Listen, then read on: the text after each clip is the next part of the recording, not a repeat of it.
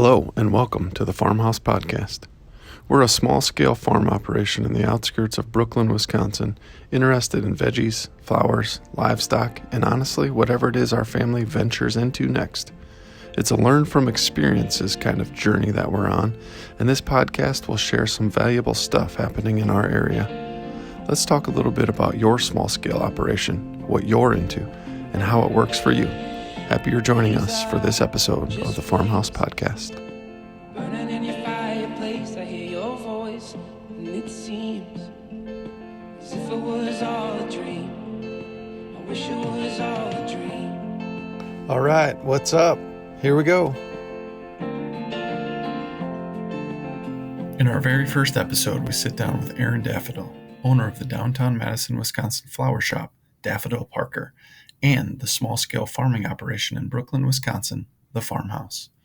Erin has owned and operated Daffodil Parker, her successful flower shop, for over 15 years, with the majority of her floral business dedicated to weddings and events. Erin is also a farmer and spends a big chunk of her time with everything happening at the Farmhouse, which also happens to be where she is a full-time mom and a family of 6. With an incredible amount of love, an unreal amount of talent, and an inspiring vision, Erin is the ideal guest to kick off the Farmhouse podcast. She also happens to be my partner, the person who I love and care about a great deal, and the person I'm very lucky to have by my side on this homestead journey we've been on for the past 10 years.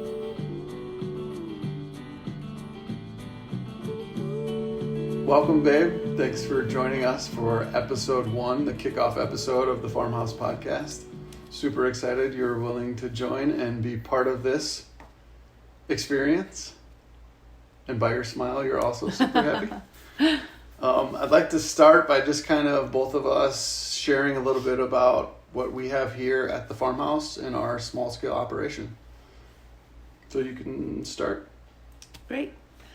We have a beautiful 5-acre farm in Brooklyn, Wisconsin, and I feel like our focus mostly since the beginning has been vegetables and flowers in different varying degrees.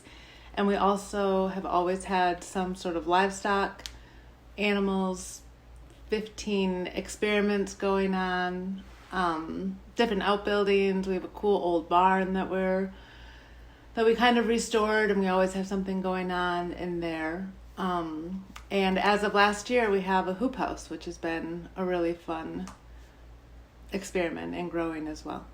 So we've been here for 10 years, 2013, and so 2023 will be 10 years this summer. And we definitely have built, 1 or 2 things each year at a time. With the orchard kind of going in early and our raised beds going in early for vegetables. We do pretty much everything raised beds, so we have a no-till raised bed system for flowers and vegetables, right? We do, but we just started that field plot by the hoop house last summer, which actually went really well as one of our first non-raised bed gardening projects. It's true, and we put all perennial plants directly in the ground in that plot. I think those are 50-foot rows, and I think we have 6 or 7 of them, different perennials. What perennials are planted in those rows? We have delphinium, a couple different varieties. We have sage for cutting for bouquets. We have 2 different varieties of thistle. We have Sweet William dianthus, which will bloom for the first time this year. And then we added a few in the last row were like annuals last year, like yeah. geranium, different varieties. Okay, so back to kind of our overview. Fruiting trees, we have 15 to 20 different fruiting trees around the property. So we do have some orchard sections of the farm. Our flower farm operation, mostly raised beds, but we do have some of those perennials directly planted. In the vegetable area of the farm, everything's raised. I think we did do a couple rows of onions. We did a couple of rows. And some strawberries up there that are directly in the ground, but mostly raised beds. Yeah, and then the livestock, we do have a handful of different pastures, and right now have sheep. And we do lamb. We're lambing this spring, which is definitely a fun experience. We've had goats and done goat kids as well. Chickens are regular. We had pigs at the start. We did have a couple rounds of pigs. That was exciting. Lots of little experimental kind of learn as we go process, just by trying stuff out. Anything else that you can think of that stands out as something that we do on the farm? I feel like those are most of our growing operations. And just a scattering of animals here and there. I feel like our projects are oftentimes garden or animal centered, and then sometimes our projects are elaborate with the kids in mind. Sometimes there are kind of passion projects, but we just have a lot going on all the time. Very true. In fact, I think we usually limit ourselves at the beginning of the year of what 2 to 3 projects we're thinking about committing to for the year, and it never fails that we add 2 or 3 more on midsummer that we just can't not start. Definitely true. And so I would say that definitely gives our 5-acre farm operation a little bit of an understanding with kind of so much of what's going on. Would you say in the last few years, the other piece that we haven't really talked about is we have a work share CSA on the farm. So we do have a handful of families that come out and work on the farm in exchange for a CSA share that we provide them. And that's a seasonal thing we start in the spring and go through the fall with. And we've done that for quite a few years, and I think this is our 6th season coming up. So that has been fun, and we oftentimes have one worker that's a part-time worker on the farm periodically, whether it's kind of a younger intern type of student helper, or if it's an employee from the actual flower shop that's helping with some of the flower production here. So we do have some of that going on as well. But just to kind of circle back to the business piece of this, so we haven't quite talked about the Daffodil Parker, your flower shop business, downtown Madison. So let's transition a little bit here, and we'll get back to the farming piece. Can you share a little bit about your journey and how you kind of ended up doing what you're doing now, and kind of what you're doing at the flower shop as well, and how it relates directly to what you're doing here on the farm? Sure. I'll try to keep this condensed. I have been designing wedding flowers ever since college, which was a long time ago. And so I was studying studio art in school and found a job at the coolest flower shop ever in the Twin Cities, Crocus Hill Flower Market. And I really weaseled my way in. And it was love at first sight for me. I love the hands-on work. I'm a hard worker. I didn't mind that aspect of it. It was great for color and design, everything I was passionate about at school and in my education. And so it just really stuck. My mom named me Erin Daffodil as my middle name, and so that kind of also gave me a little head start and some direction in my creative endeavors. But from there, I just really stuck with it. I moved around quite a bit, did some work in bigger cities, got a ton of experience doing wedding and event flower work, and then decided to come back to the Midwest, picked Madison, and really found that it would be a perfect spot to have a studio that was doing larger scale event work in a small business setting. We have been buying local from the very start of Daffodil Parker. I opened it with my good friend Mary Parker, and from the beginning we were hands-on, supported local, small growers. I wasn't doing any growing myself, but we were supporting people in very similar situations to what we're doing right now.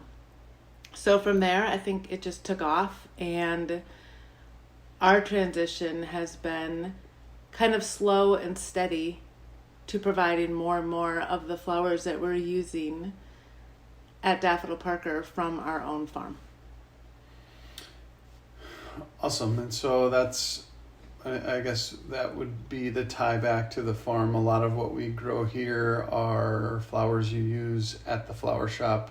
Would you say they are used primarily in events and weddings, or do you do other things out of the flower shop that utilize the flowers that are grown here from our farm? I think it's mostly events and weddings. That's really our focus. We actually started growing more stems for the shop, I think through our CSA, through our vegetable CSA, which had a really practical start to it because we were growing food for our own large family. And then with our excess food that we had that we didn't want to waste, and with a fairly overwhelming amount of work to be done, that kind of led to having the Workshare CSA. And I feel like I loved including a fresh cut bouquet of flowers with that CSA. And I think that's really how it kind of got started, that it was very possible to grow our own flowers as well as vegetables. And I think we started out with like 2 raised beds for flowers. And we were able to get plenty from that for that first year of the CSA. And so that, I think it started that small with us growing flowers, and we still do have different kind of CSA options for flowers. And we've run a flowers only CSA out of Daffodil Parker before, which was very successful. So there's just all sorts of different ways that we can kind of work together and within those businesses. And would you say what different types of flowers or perennials that we're putting in here at the farm is heavily dictated upon what you plan on using them for, or is it a pretty seamless overlap? Would you use the same flowers in weddings and events that you would use in a typical CSA share? I would. With a CSA share, I want to make sure the stem life is long enough that people can enjoy it for a few days after they get it home. Event and wedding work is so specific that it has to look its absolute best for one day, that you really want the flowers in full glorious bloom for the one day that you're using them, and the life after the event isn't as long. So I think it's more of a matter of when things are cut and how they're stored. I think there's a lot of overlap, but I would cut later for a wedding and cut earlier for a CSA bouquet.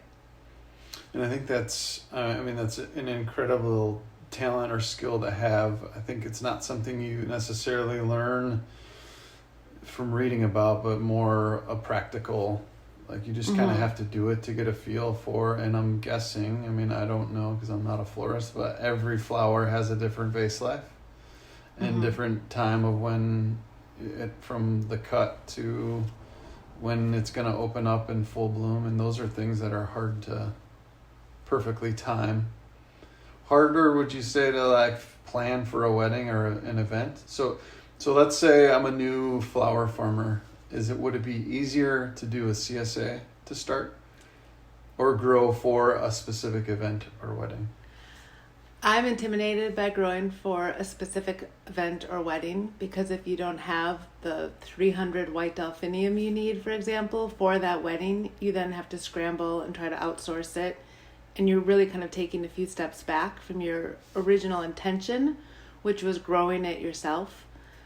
So I like to be a lot more flexible in when things are ready. And we do so many events that I think every week that we can just use the beautiful in bloom seasonal stems for those events, period. I think CSAs are a little bit more forgiving, and you can have more of a mix of stems. It doesn't have to be as color specific and style specific as events usually end up getting. So I would say that CSA or farmers market type growing is a little bit more forgiving. And then what about variety? Right, because there are a million different types of flowers to grow. How do you pick and choose what varieties to grow? Is it a good idea to just have a bunch of different varieties, or is it better to pick, 3 to 5 or 8 or however many you think, and just really try to focus on those 3 to 5 to 8? That's an interesting question, and I feel like our approach at the farmhouse is kind of unique, or different than a lot of other flower farmers that I've talked to. I am still a passion grower, and I love experimenting, and every season I order at least 10 to 15 varieties of stem flowers that I've never grown before. Some of them which I haven't been able to purchase wholesale before either. They don't all work out for sure, but I love seeing what happens with them. And I love the learning curve of growing something new and trying something new. So I think a pretty standard way of growing flowers is succession planting, and planting your flowers that you know are going to hold up well and that are popular. Like people do succession plantings of sunflowers and zinnias, and they have this a little bit more traditional kind of cut flower that they're really focusing on because it sells and because it's sturdy, and they know how many crops they can get in a growing season. And I feel like we do almost the dead opposite here. It is tons of different little patches. I think the shrubs that we grow for filling in and using as a background greenery, those are a little bit more standardized of something that we're using all throughout the summer, or the geranium that we grow, or the sage that we're using. But for blooming flowers, I don't succession plant, and it probably carries over about 50% from year to year of being the same, and then the other half of whatever I'm growing is experimental.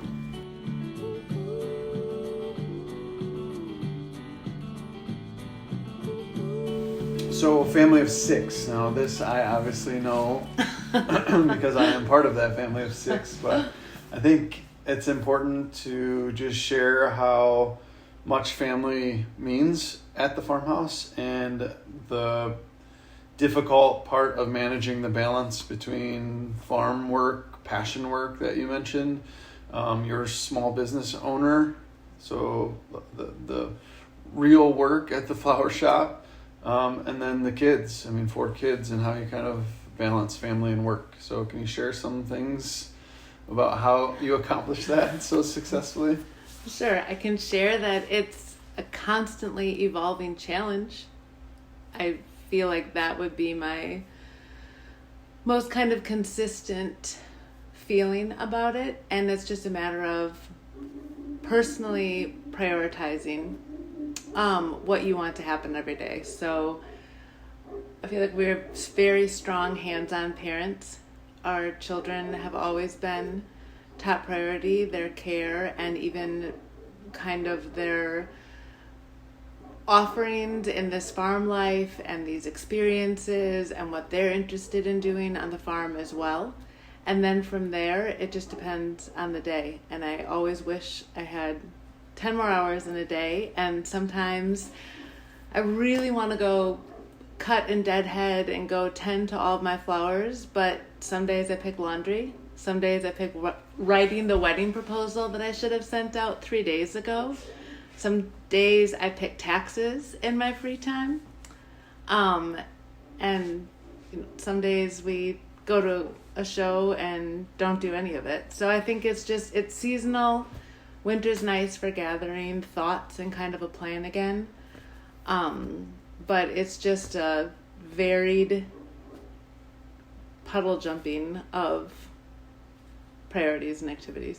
Well, I would have to say that you figure out some successful way of doing it. As your partner, I would say we try to do some give and take and load balance, especially farm work load balance.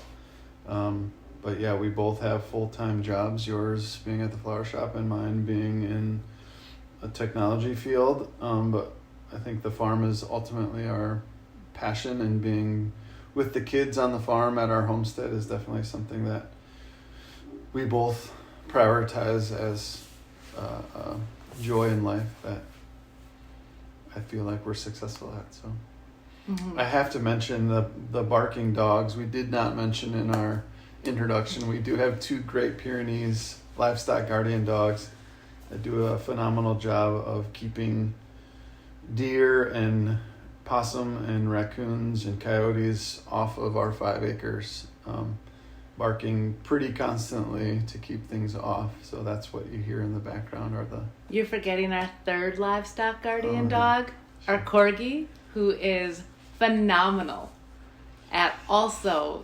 mostly managing the Great Pyrenees, who manage the farm. That's true. How could I forget about the Corgi?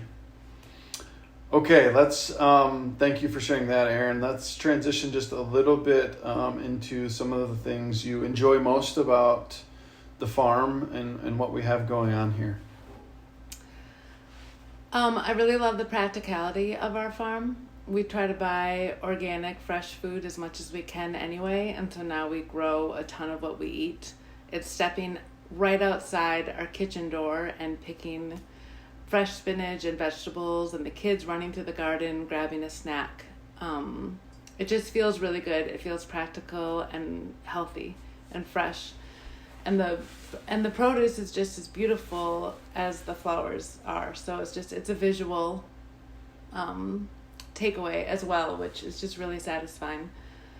I love flowers. I love sharing flowers with people. I love giving bouquets to our neighbors when we have extra, and having our family and friends come through and cut whenever they visit us. I love that people know that when they leave here, they oftentimes will have a very large jar of flowers in their front seat in between them when they go.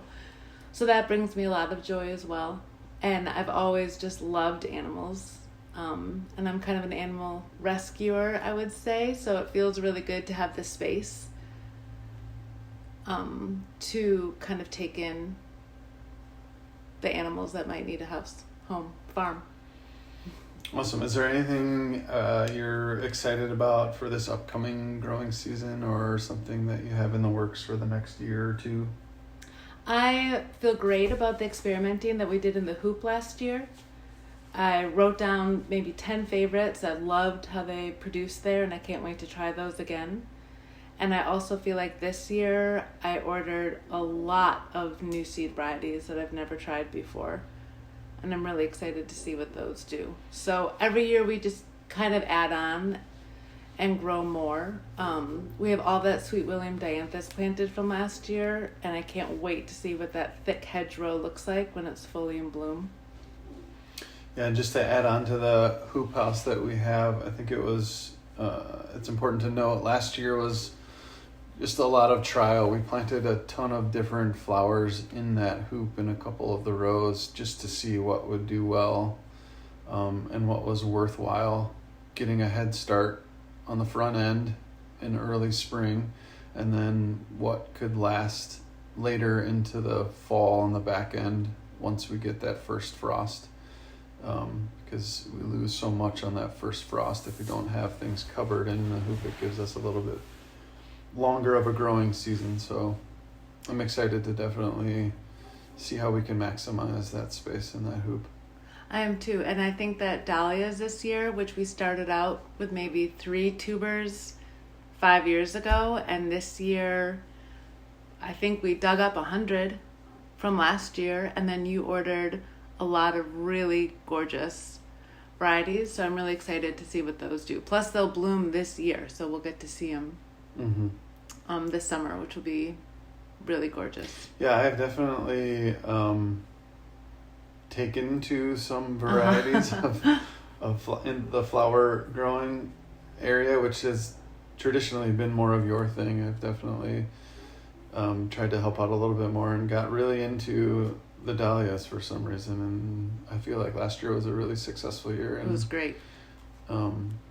Yeah, it's definitely fun to be down in the flower area a little bit more than I normally am, to see everything that you have growing down there. So we used to really divide and conquer. Mm-hmm. Like I'd always water the flowers. You always watered the vegetables. Mm-hmm. I would start the flower seeds. You started vegetable seeds. Mm-hmm. When we had both operations going.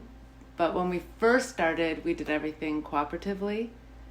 And then maybe when our youngest was a baby and toddler, it became a little bit more divided. And now I feel like we're coming back together again. I do. 6 years after the youngest. Yep. Yeah, I definitely feel some of that too. And I'm actually more excited this year with flower production than I am. We do have a couple new things in the vegetable beds that we're trying this year. Those lima beans, which sounded pretty cool. And a cover crop, which we're going to try. Oh, yeah, we're going to try some pea shoots, as a cover crop. And flowering barley, which looks Oh, yeah. insanely gorgeous and can be a cut flower as well as a cover crop. So we do have some fun stuff We going do. on with the veggies.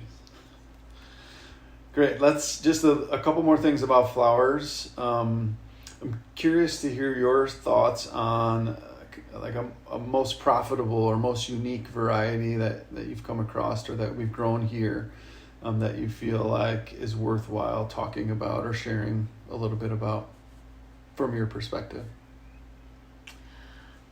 I love the chocolate Queen Anne's lace, Dara, because it's a rich, moody color that looks great as an accent and also can kind of stand alone by itself. That's just one of my personal favorites.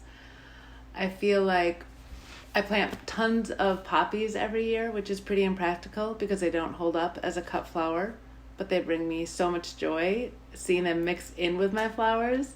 And also then when they go to seed and they have pods, those actually do hold up really well, and flower arrangements. So there is a practicality to them at the end of their life. So those I always plant every single year. I never give up on sweet peas. I've never done that well with them. You're rolling your eyes. We've spent a ton of time. And I'm not going to say wasted. We've just dedicated so much time to sweet peas. I'm doing them again this year. Last year, I really barely got any. I think I had a handful of stems, but they're just something I'm not ready to give up on. What do you think for flowers this year? Dahlias, we just already talked about. I think straw flowers are something that I grow every single year. I love that they dry. They add a great texture. They hold up really well. I'm comfortable knowing when they're going to bloom and how long they're going to last. Their colors and the varieties they come in have gotten a lot more interesting as more and more people are growing them, and some of the colors carry over better into bridal work than they used to. So I think that's kind of a staple on our farm. Mm-hmm. I mean, to me, I would say I think some of the shortcomings in terms of things that haven't really produced well the last year or two, I think my focus has really been on soil quality and soil and just what's going on in the soil to help production, the different amendments to get flowers to do their thing. So I have some ideas in the works about how potentially to get the sweet peas to do better and some of the other flowers to really pop a little bit better this year simply by trying to get that soil working for the health of the plant to make that flower really bloom and look good and be healthy. I feel like, and this is another podcast for another day, but I feel like native flowering plants are just kind of the buzz right now. And I mean, they've obviously been around for a very long time, but more and more people are kind of dedicating space and research and education into growing them and finding out what does hold up as a cut flower in bouquets. And we've had really interesting conversations with some very smart, experienced people lately about kind of native planting. So that actually, now that I'm thinking about it, I ordered woodland tobacco this year, which is like a beautiful weeping kind of white star flower. And I did order some varieties like that. I'm just dipping my toe into that area and seeing how they do. So that'll be fun to see too. Definitely.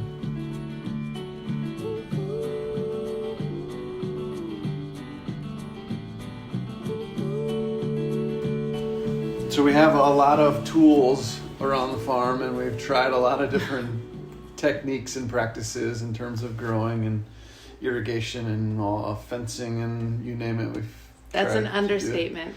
So I'm curious. Vintage tractors plopped all over the place. I'm curious your take on a specific tool or practice or whatever it may be that you feel strongly about as a must-have on a small-scale farm operation.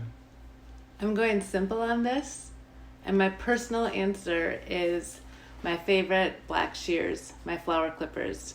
They're Victorinox brand, and they're so sharp and they're so strong, and I really can't stand if I don't have them on me, or if I'm using a dull pair or a different brand, or one where the spring is weak. My favorite clippers cut through lilacs and shrubs. They cut the curly willow up to easily a 1/2 inch to 3/4 inch diameter cutting, and then they stay sharp enough for all my very few sweet peas that I get, peonies and dahlias, the more watery stems, even tulips. They get through really easily, of course.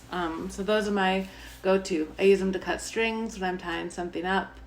I cut wire that I'm not supposed to at the very back of the sharp clipper part, and just try to at least have 1 to 2 pairs in my overalls at all time. I think that's definitely an important one. I would say the irrigation piece, we've tried out the drip line system last year, and had quite a bit of success with that on a timer, especially for the hoop house. We do a lot of our watering by hand, but I would say those drip lines have definitely been nice to have for the watering piece, just to cut down on what we have to water when we do have to water. Having them on a timer. Mm-hmm. I think 2 years ago, was it, that we split our single water pump and had 2 more pumps, one up high in the vegetables, one lower in the floral area. I think that's made a huge difference in watering. Yeah, so we have a hydrant that was our main water source outside, and we just tapped off of that one hydrant and essentially added 2 additional ones, a closer one to the vegetable beds and then a closer one to the flower bed. So now we went from 1 to having 3. And was last year the first year, maybe? Yes. Be prepared to dig a 6-foot trench. Yeah, so it was definitely worth it, though. I mean, we have the one water pump that's essentially to water the livestock and the animals, and then the one that waters the flowers, the one section of the farm, and one that waters the vegetables. So It's definitely made things easier. Absolutely. We didn't mention bees. Bees have been kind of our, I would say, within the past few years, one of our biggest kind of endeavors that I feel like has been a fun and exciting and successful piece to our small scale operation, not only for the honey that we get, but just for the, additional thing on the farm that's adding benefits from pollination and all the other things. It's helping the flowers. The bees are helping our environment. It's wonderful to see them flocking to whatever has the most pollen or in bloom at the time. The pussy willow from your dad is a big favorite of theirs. Mm-hmm.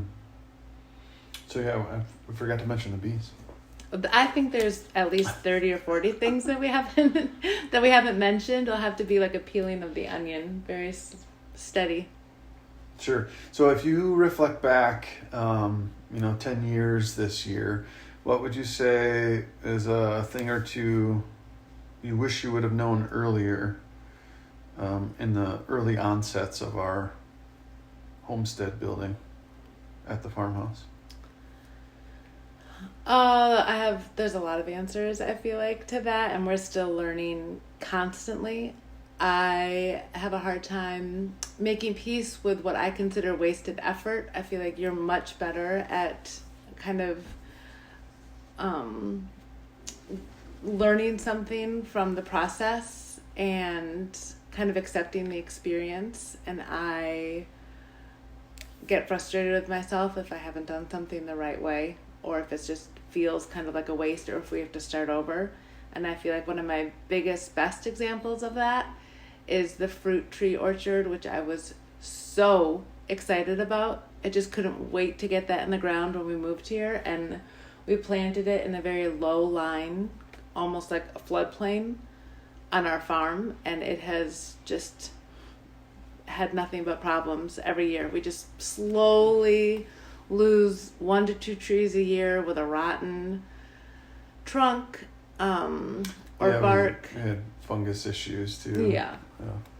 That was definitely a mishap. I feel like we should have used those first couple of years on the farm just getting a better feel and understanding for, how in the spring when the snow is melting, how the water kind of runs off of the property, and just kind of seeing what happens on the land before we actually tried to build the layout of the land of what we wanted where.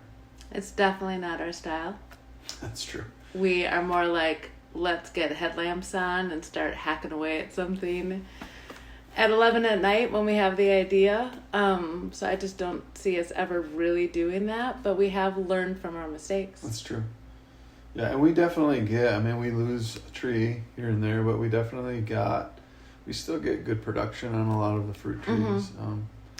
I think we're to a point now that the pests and the Japanese beetles are more of a problem with the fruit trees than where we planted them. Mm-hmm. I think it took a couple of years to kind of even out with that. Mm-hmm. And so I would agree with you. The ones that have made it are producing, and now we're just in our second tier of problems, which are the pests that attack them. Right, and we also planted a couple of years ago, 3 years ago, we planted I think 8 to 10 additional ones on a different location of the farm up by the vegetable raised beds, in a different style where they're just kind of in a row. And hopefully those have a much better start. Yeah, hopefully those do better for us. So we'll see. Anything else you want to add to the end here as we wrap up? Is there something we forgot to mention about the farm? Is there a tidbit of information you'd like to share that you feel like would be valuable to listeners? You just want to throw in the towel and move back to the big city? No. No, I don't. I love our life. I love our farm. We didn't really talk about our chickens at all during this episode, which is fine, but our chickens are just the easiest, most entertaining, kind of self-sufficient animal that we have. They're amazingly productive. We get a ton of food from them just with the eggs. We don't eat them. They're all laying hens. But they're so easy. And they're really fun to watch gather and peck around the farm, and the kids get a huge kick out of them. We've always had a rooster, which we've had great luck with. Yeah, so that was actually one of the first things we did when we moved here and started.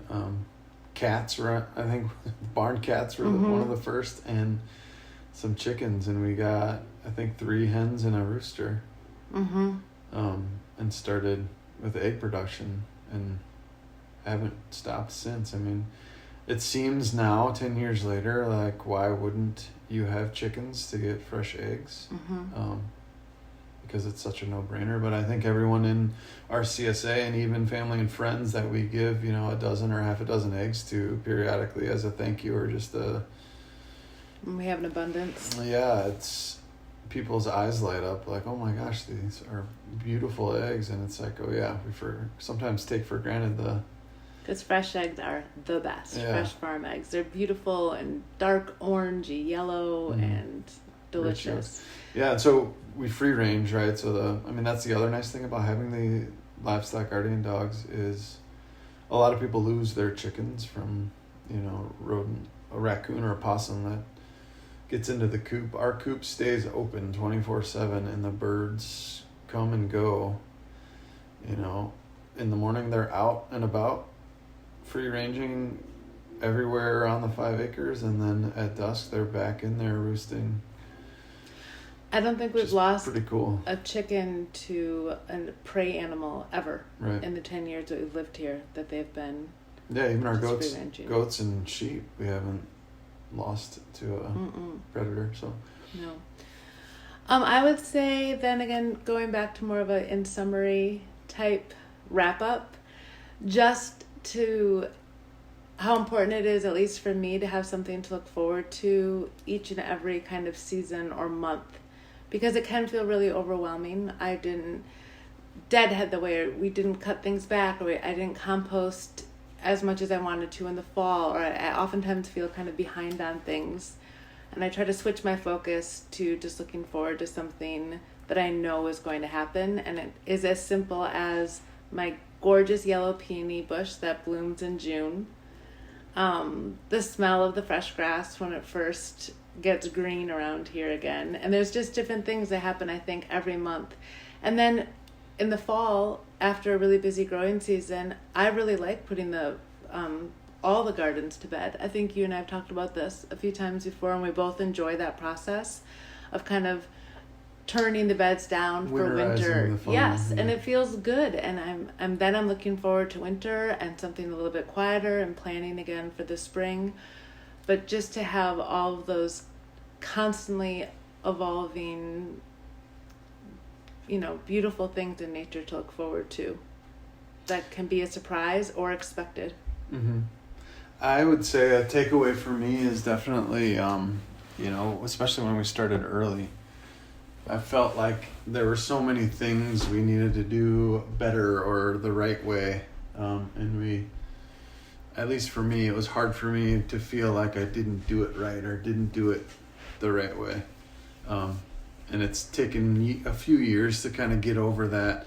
It's never going to be perfect. It's never going to be exactly right. And you just got to kind of learn as you go and do something a little different to make it better the next time if it doesn't go well. And don't get stuck and hung up on trying to make it perfect, especially the first or second time.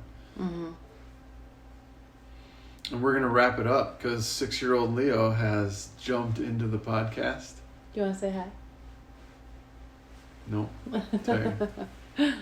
Well, thanks for being our special first guest for episode 1, Erin, and thanks for making the past 10 years awesome, building this homestead and the farmhouse, and I'm really excited for the things that we have coming in the next year and beyond. I wouldn't have it any other way.